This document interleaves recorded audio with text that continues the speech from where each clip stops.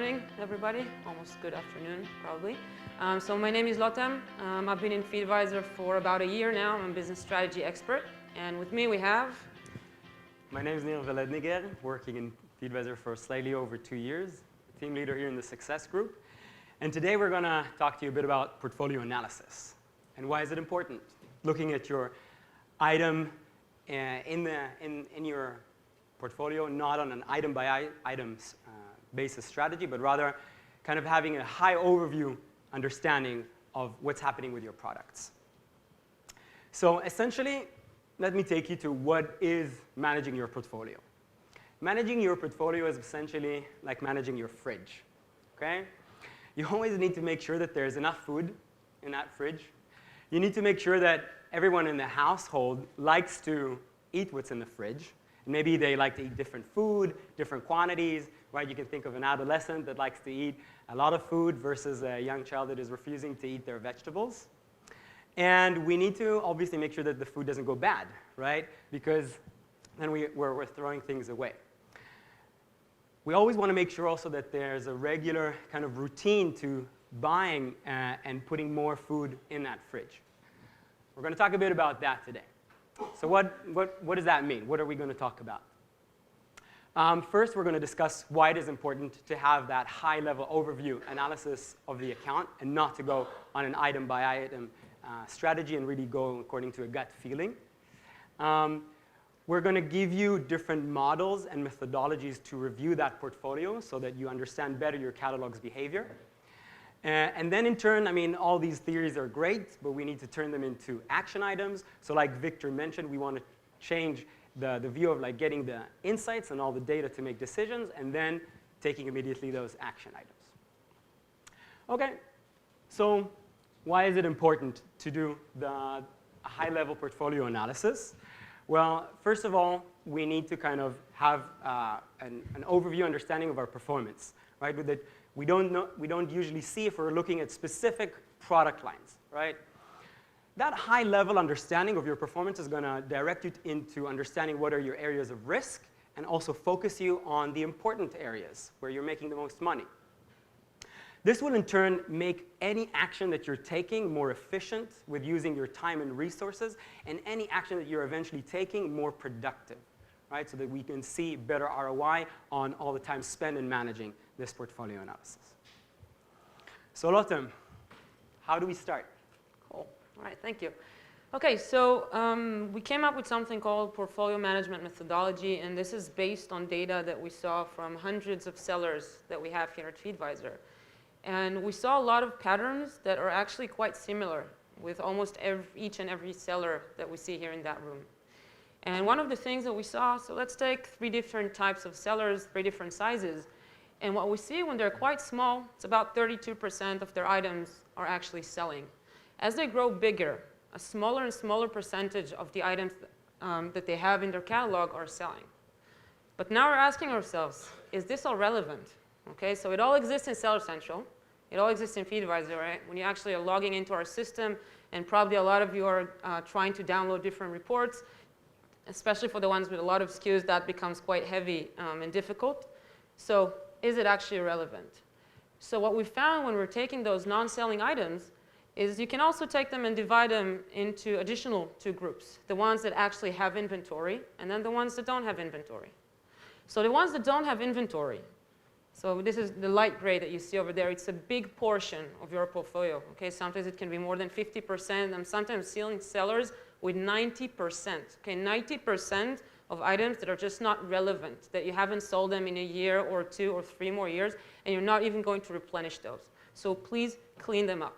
Go into Seller Central every 6 months, every 3 months, clean them up, because that will make everything that you're doing something that is more concise. Like you'll be dealing with the relevant data. Okay, so this is our first group. The second one is the non-selling items with inventory. So this is your investment.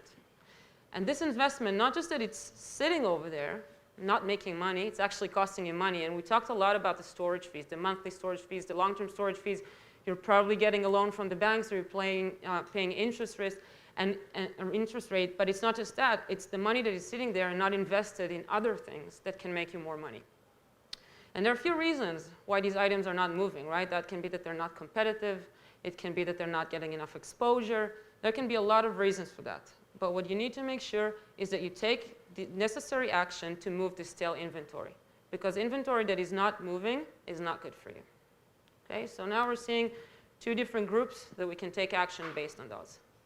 So now let's go to the main group that we have here with the selling items. Okay, so what can we learn about the selling items? Once again, we have a benchmark here at Feedvisor, and we found something that is very interesting. So how many of you are familiar with the 80-20 rule? Raise your hands. Okay, so now it's everybody going to be today. Basically, it's saying that you get 80% of the value by putting 20% of the effort. Think about a lot of the things that you do on a daily basis. And we actually found out in Feedvisor. Once again, we analyzed hundreds of different stores. So let's walk you through a simple example. Let's say that you have 1,000 selling SKUs. Of those 1,000 selling SKUs, you will see that 200 SKUs, which are 20% of those selling SKUs, are generating 80% of the sales. So for some of those, it's going to be more. For some of those, it's going to be less. But what you see in the end of the day is that a small amount of SKUs is generating the majority of the sales. What does that mean? That all of you, and I guarantee that all of you, have a long tail. And that long tail can be 800 SKUs doing only 20% of the sales. So think about your day-to-day activities. You're coming to the office in the morning. Where are you going to put your efforts? Where are you going to go into which SKU are you going to handle right now? And I can actually tell you something further. Let's take a look at the top 30 items. What we found is that the top 30 items for a very big amount of our sellers are doing 30% of the sales. Okay, so think about it. We have 30 items, 30% of the sales. We have additional, let's say 170 over here, doing another 50% of the sales. And this huge long tail that is doing 20% of the sales. So let's take these three different groups, and I will just give them names that we're going to use afterwards in the presentation. And they're going to be the top sellers, the high sales, and the low sales. So where does that lead us to? Okay, think about it once again. 20% of the selling items are doing 80% of the sales. That can help us to focus. Okay, when you are a seller, you have a million things that you need to do. You come to the office, you get 100 new emails or whatever you have, a lot of papers over here. You have employees that you need to deal with. You need to deal with the banks, with your suppliers, a lot of different things on your mind. Where are you going to focus first? So Nir, what do you think about it? So how do we focus? You come into the office or to the fulfillment center, to your own warehouse. There are so many things to do. Which one do I start with? What do I give priority to? Where do I spend the most of the time, the very little time that I have to kind of do a high overview understanding of what it is that I want to invest in today? So let's look at a simple model that is going to take two metrics that we're going to measure and kind of help us understand how to prioritize.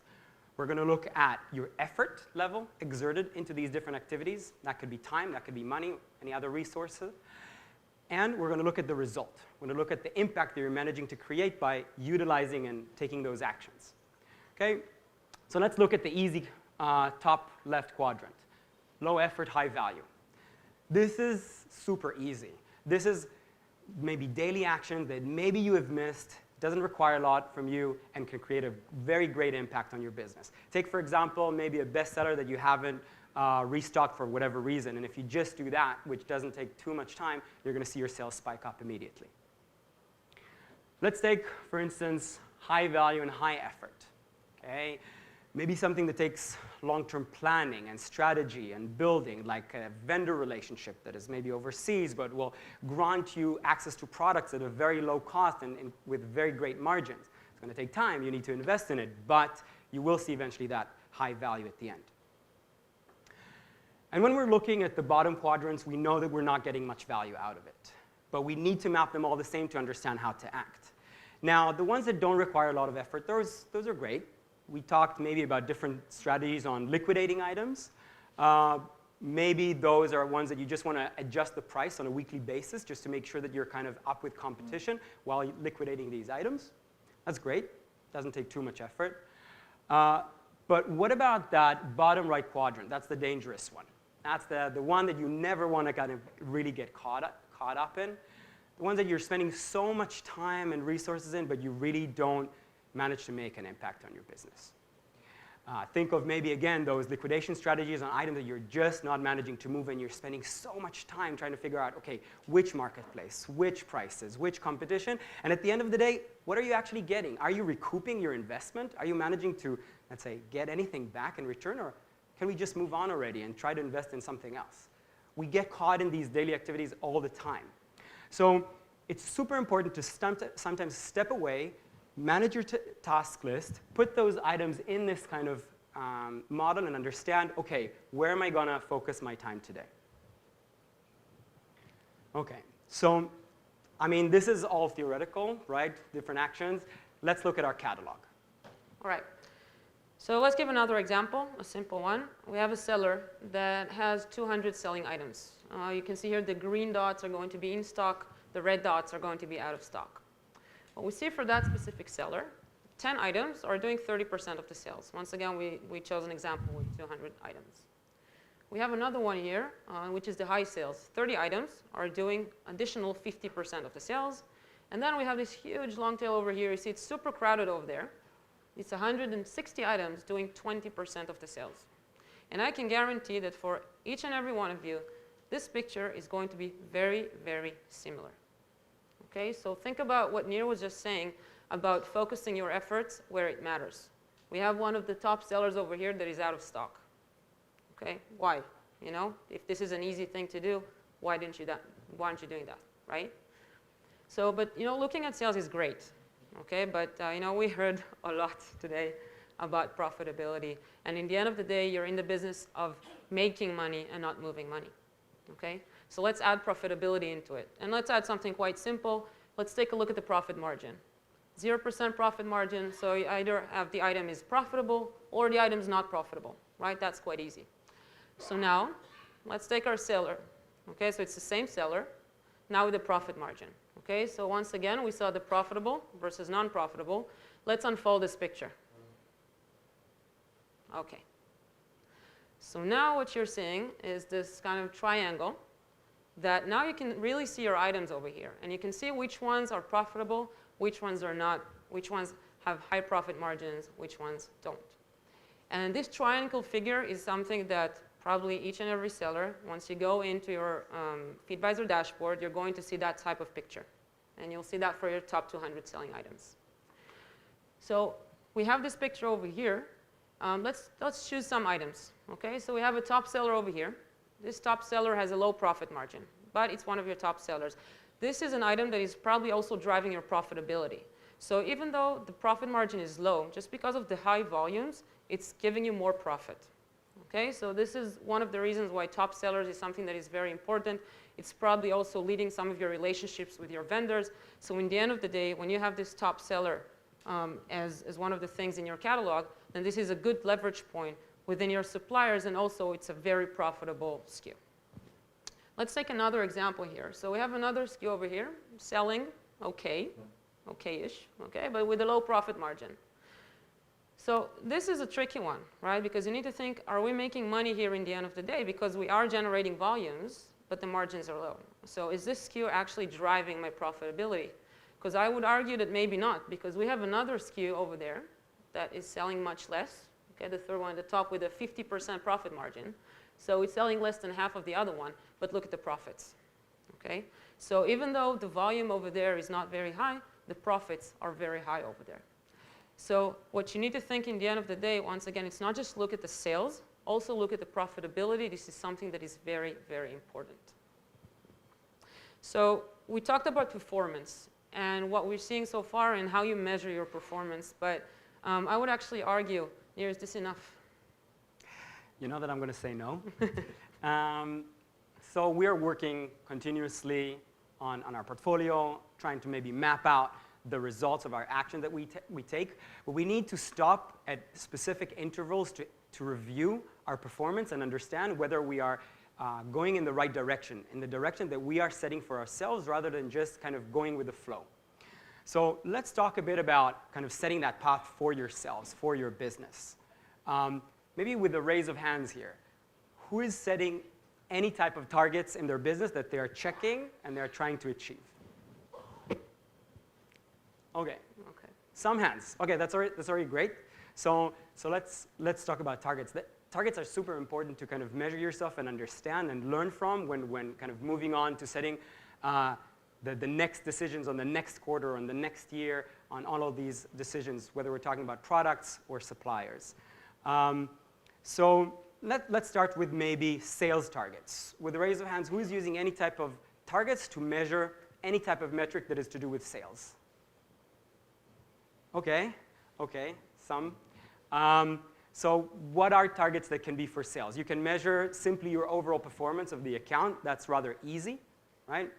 But for most of you talking to you today, and generally, sometimes you're selling in many different categories. You have many different types of items. So maybe you want to look at specific velocities for items, right? Just to see how many items am I moving out of this product. If I'm not selling more than 20, 50 units a day, I'm not selling this item. Maybe you have other targets. Maybe I'm not going to sell below a certain price on this one. It's just not worth my while. But as Lotem has already mentioned, and we're discussing this a bit more also with Abimanu also kind of depicting the cost structure. We want to understand better how profitable we are. Who is here setting any type of targets to do with profits? Okay. A bit less than the sales, I think, but it's already on a good trend. That's great. So any type of targets measuring your profit, again, can be overall profit, right? That's a bit easier. We can look at some kind of profit per item strategy, or we can even look at a more relative metric, which is just profit margin. We can also give that for the whole account or for specific categories or product lines. So let's say, how do we incorporate those in kind of measuring ourselves and making sure that we are headed towards where we want to be? So let's, in this model, take two types of targets, one from sales and one from profits, and try to incorporate them back in the model. Let's look at total sales and profit margin. Lotem, how do we put them in so far with that nice scatter plot? Cool. All right, so let's look back at the 80-20 rule that we previously saw, and let's take a look at the total sales. Okay, so we have the top sellers. Let's say it's going to be the top 30 items. We have the high sales, and then we have the low sales. So this is our targets in terms of total sales. Now let's add another target. Okay, so we previously saw that we had the non-profitable item, but now let's add a target profit margin.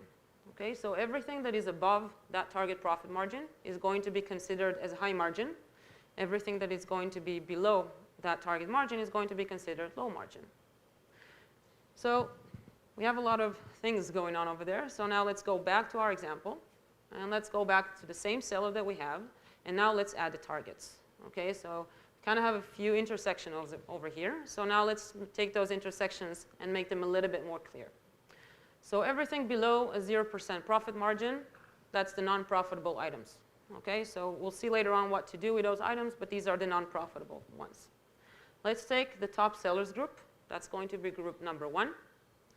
The second one is going to be the one with the high sales and high margin. And you can already see that over there you probably have a little bit more items. Now we have the high sales and the low margin. We have the low sales and high margin. Obviously much more items over there. And then we have the low sales and low margin. You see also a very big bunch of items sitting over there. And we have the non-profitable group. So this is the group number 6. Okay, so now we have 6 different groups of items that are selling. Let's just make it look a little bit nicer over here. Okay, and we see that we have 6 different colors. Remember those colors. We're going to follow up on these colors again. So, everything is great in theory. Very nice. Good methodology. Fine. What can we do with that? I'm glad you asked. So models, theories. Okay, great. We've understood our portfolio better. We've divided it into different groups by the targets we've set, by understanding of where do we really get our sales from. What's next? Let's connect insights into action items for each group. Okay? So let's start with looking at groups number 1 and 2 together. These are the groups with our top sellers and the high sales and high margins. Right? Those are your best items. So first and foremost, obviously, and we mentioned it already a couple of times in different ways, make sure you're always in stock for this item. Super important. And if you're in the business of seasonal items or you're not replenishing those items, see if you can kind of prolong it as long as possible and kind of maybe reduce velocity to increase prices and get better margins. And whatever you do, those are your money makers. Check them all the time. What's happening with competition, what's happening with demand. You can really not go wrong here. You really must make sure that these items are taken care of. Let's look at the more interesting groups. Let's look at high sales and low margins. Items that are moving really fast for you, that's great, but they're not yielding, let's say, the target margin. Maybe they're yielding some profit, but not enough. So what do we do with these items? First of all, we need to understand what's happening with these items. Is there a reason that we're selling them at such low profitability?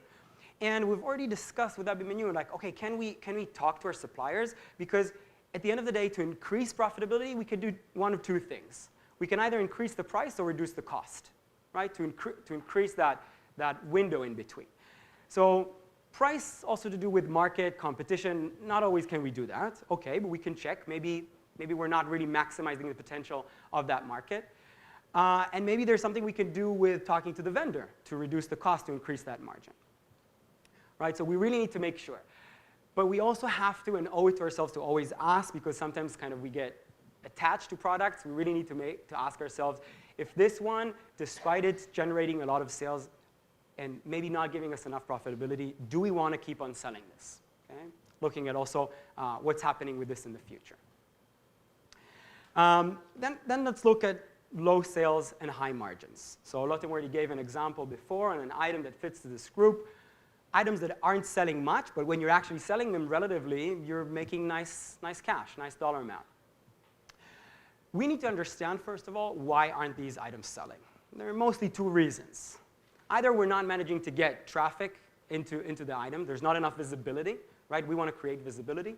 So if we want to create traffic, we can use all kinds of advertising, sponsored ad types of campaigns. Okay? But maybe it's not about that. It's about all the items that are, all the customers on Amazon that are seeing the listing, but at the end of the day, deciding not to buy. So we're looking at conversion. So if they're not deciding to buy, why is that? Is the price point not right? Is maybe something wrong with the product description, the keywords, the images? You know best your business, but you need to check this. And we also need to make sure, because these items are kind of moving slow, if there's any urgency in moving them. Right? We discussed also the long-term storage fees are going to be starting to, as of August, to be charged every month rather than every 6 months. So we need to make sure that if we need to move these items faster, we need to maybe adjust some things there. So let's look at one of the last groups, the low sales, low margins. Lotem, I think we need a bit more explanation on this group. Right, so this can actually be rather a tricky one, okay? Because first we need to ask ourselves, where is that product in its life cycle? How many of you know a product life cycle? What it is? Okay, so I see a bunch of hands. I'll review that rather quickly. So when you introduce a new product into the market, it has 4 different stages. It has the introduction phase. In that phase, nobody really knows the product. There's not a lot of traffic over there. You're probably going to invest some money to make sure that people know that this product actually exists. Then, if it's successful, great. It's starting to get some traction. It's starting to grow. This is where you're probably getting more sales and you can probably get more profitability. And then it comes to a maturity phase. This maturity phase is where the demand is not going to keep on growing. You're selling a lot. You're making a lot of profit. But then it's going to reach the end of its life cycle. Let's say I'm selling soccer shoes, okay, and the new model is going to come out soon. So probably it's going to get to the end of the product life cycle, and then we're going to see decline. We're going to see less sales, and we're going to see less profit. So probably, if you have an item that is low sales or low margin, there can be 2 reasons over there in terms of the product life cycle. So it can either be in the introduction phase or in a decline phase. So what do you do with that? Let's say you identify you're in the introduction phase. This is a new item. Advertise. Okay, probably the item is not getting enough traction. It's not getting enough eyes. So advertise to make sure it's getting enough eyes, and then you will understand where it's heading. But in order to actually exploit the potential of that item, it actually needs to get that visibility. Now let's say that the item is now declining. It's in the end of its life cycle. So let's say there are 2 things you need to do. Obviously, do not replenish. Okay? If it's the end of the life cycle, you can probably take that cash and invest it somewhere else that is going to give you more profit. You do not want to invest money in a world where it's declining. Okay? And then the other thing is liquidate it. Because if you don't do anything about it and don't give up on some of those margins, you'll get stuck with inventory. And when you get stuck with inventory, then you're going to pay different storage fees. And it's not just about the fees. It's about this inventory that is sitting there or moving really, really slowly, that you're not taking this cash and you're not investing it somewhere else. Okay, so as Nir was saying, do not get attached to your items. If you're seeing that it's in the end of its life cycle, liquidate it to make sure that you get the most money as possible, as quickly as possible, and use that cash somewhere else.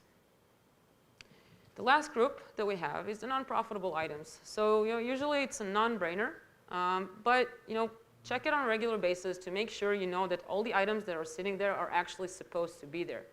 We saw before that Amazon makes it not easy to understand your profitability because you have the item cost, fulfillment cost, storage fees, advertising returns, all of these together. So sometimes there's an item that you thought that was profitable, but actually not. So just make sure that you know that whatever item is sitting there is actually supposed to be there. Check to see if maybe you can increase the prices a little bit. Sometimes you have some kind of possibility to increase the prices and take this negative profit margin and make it a little bit higher. Usually not. Okay, usually it's because you're liquidating an item and you're saying I'd rather lose a little bit of money, but just recover some of my costs. So it's okay. But sometimes you can still get a little bit more out of this.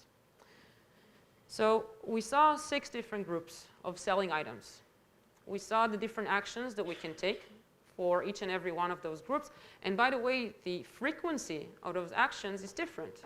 Because when you're looking at the top sellers and high sales, high margin, these are things that you need to monitor on a daily basis. Okay, if you think about, once again, the effort versus the impact. If you're taking the items that are the ones that are low sellers, okay, not selling a lot, these are items that you should definitely look at, put it as part of your working routines. But in terms of when you can do it and how much you're going to move the needle, it's not going to be that much. Okay, so still do that, but it's probably not going to be your first priority first thing in the morning. Okay, so it's great. We talked about theory. We talked about actions. How can Feedvisor help you? Okay, so that portfolio analysis that we just kind of described to you is going to be very soon in the product. So let me explain how we're going to be using Feedvisor to help you do just that. So first of all, if we're going to look at the portfolio analysis, we can identify immediately the pie charts that Lotem has showed us in the beginning, mapping out selling items versus non-selling items, right? So that we can focus on those. And within the non-selling items, we can see what is actually relevant, what has inventory, and we just have to kind of look at it, how we're going to be moving them, versus the ones that are less relevant, and we need to kind of find a routine to clean those up on Seller Central.